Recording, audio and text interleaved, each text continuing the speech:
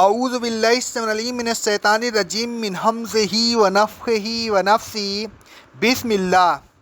سورہ نساء کی آیت نمبر 36 سے لے کر کے 40 تک کے تفسیر چل رہی ہے، جس میں اللہ رب العالمین کا ارشاد ہے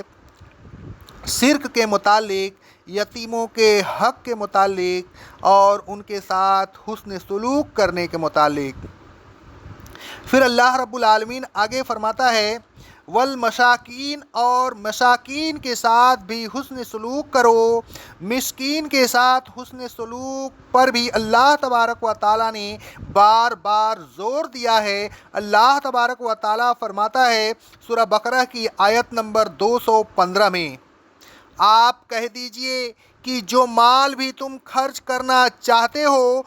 تو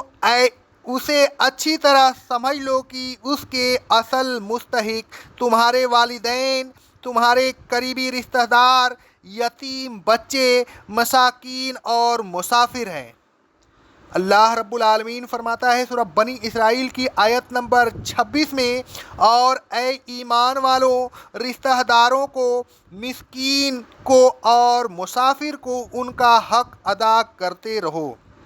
رسول اللہ صلی اللہ علیہ وسلم فرماتے ہیں، صحیح بخاری اور صحیح مسلم کی حدیث ہے، یہ مال ایک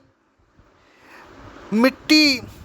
سبزی ہے تو اس مسلم کا مال کتنا اچھا ہے جس مال میں سے وہ مسکین کو بھی دیتا ہے، یتیم کو بھی دیتا ہے اور مسافر کو بھی دیتا ہے۔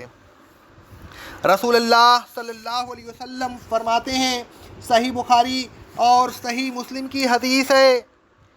مسکین وہ نہیں ہے جو لوگوں کے یہاں چکر کاٹتا ہے اور ایک لقمہ یا دو لقمے اور ایک کھجور یا دو کھجور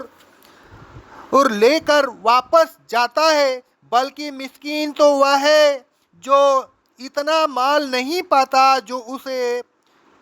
مستغنی کر دے، نہ کسی کو اس کا حال معلوم ہوتا ہے کہ اسے صدقہ دے اور نہ وہ کھڑے ہو کر لوگوں سے سوال کرتا ہے۔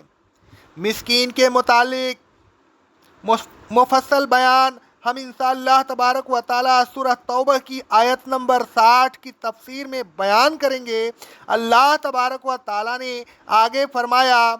والجار ذی القربی والجار ذی الجنب، اور رشتہ دار پڑوسی اور اجنبی پڑوسی کے ساتھ حسن سلوک کرو۔ پڑوسیوں کے بہت حقوق ہیں جن کو تفصیل احادیث میں ملتی ہے۔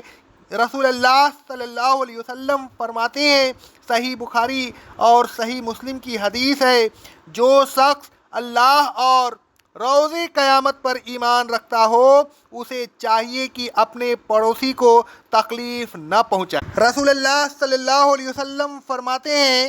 اللہ کی قسم وہ مومن نہیں ہو سکتا، اللہ کی قسم وہ مومن نہیں ہو سکتا، اللہ کی قسم وہ مومن نہیں ہو سکتا۔ صحابہ کرام رضی اللہ تعالیٰ عنہ نے پوچھا، صحیح بخاری کی حدیث ہے، اے اللہ کے رسول صلی اللہ علیہ وسلم وہ کون شخص ہے؟ رسول اللہ صلی اللہ علیہ وسلم نے فرمایا، وہ شخص جس کی ایذا دہی سے اس کا پڑوسی محفوظ نہ ہو۔ رسول اللہ صلی اللہ علیہ وسلم فرماتے ہیں، صحیح مسلم کی حدیث ہے، وہ شخص جنت میں داخل نہیں ہوگا جس کا پڑوسی اس کی ایذا دہی سے محفوظ نہ ہو۔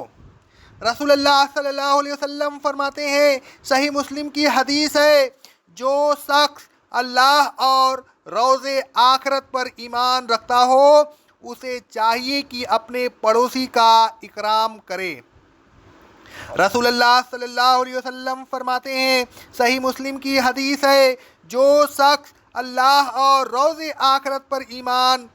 رکھتا ہو اسے چاہیے کہ اپنے پڑوسی کے ساتھ حسن سلوک کرے۔ رسول اللہ صلی اللہ علیہ وسلم فرماتے ہیں، صحیح بخاری اور صحیح مسلم کی حدیث ہے، جبریل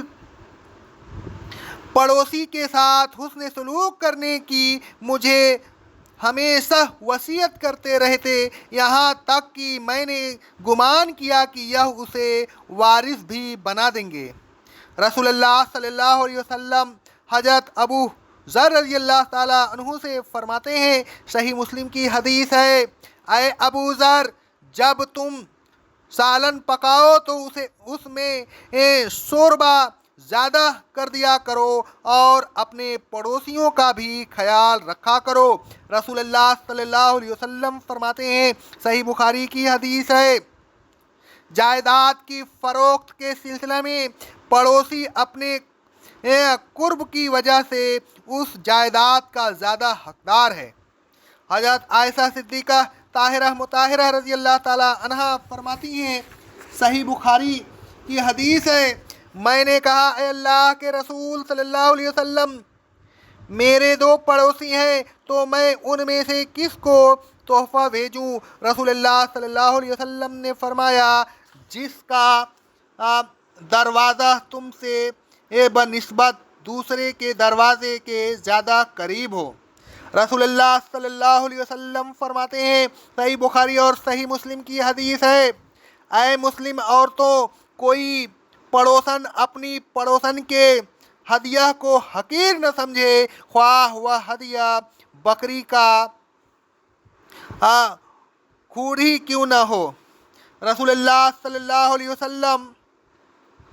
فرماتے ہیں، صحیح بخاری کی حدیث ہے، کوئی پڑوسی اپنے پڑوسی کو اپنی دیوار میں کھوٹی لگانے سے منع نہ کرے۔ رسول اللہ صلی اللہ علیہ وسلم فرماتے ہیں،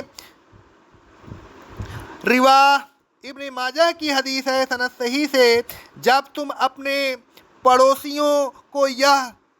کہتے سنو کہ تم نے نیکی کی تو تم نے یقیناً نیکی کی، اور جب تم انہیں یہ کہتے سنو کہ تم نے برائی کی تو یقیناً تم نے برائی کی۔ مندرجہ بالا آیات اور احادیث کا خلاصہ یہ ہے کہ اپنے پڑوسی کے ساتھ حسن سلوک کریں، اپنے پڑوسی کو ایذا نہ دیں، اپنے پڑوسی کی عزت کریں، سالن میں شوربہ زیادہ کر کے اپنے ضرورت مند پڑوسی کے یہاں بھی بھیج دیں، جاندار کی فروخت کے وقت پڑوسی کے حق کی حفاظت کریں، جس پڑوسی کا دروازہ زیادہ قریب ہو اس کا زیادہ حق سمجھیں، پڑوسن کے ہدیہ کو حقارت سے نہ دیکھیے، خواہ وہ بکری کا کھر ہی کیوں نہ ہو۔ اپنی دیوار میں پڑوسی کو کھوٹی ٹھوکنے سے منع نہ کریں، جب پڑوسی اچھا کہے تو اپنے کو اچھا سمجھیں، اگر پڑوسی برا کہے تو اپنے کو برا سمجھے۔ آگے اللہ رب العالمین نے فرمایا، وَصَاحِبِ الْجَنْبِ، اپنے پہلو میں بیٹھنے والے کے ساتھ حسن سلوک کرو، یعنی اپنے ہم نشین کے ساتھ نیکی کرو، اس کی خیر خواہی کرو، اس کا تکلیف نہ پہنچاؤ، اگر اس کے پاس جگہ تنگ ہو تو اپنی جگہ سے اسے بھی جگہ دے۔ اقول قولی ھذا، استغفر اللہ، استغفر اللہ، استغفر اللہ۔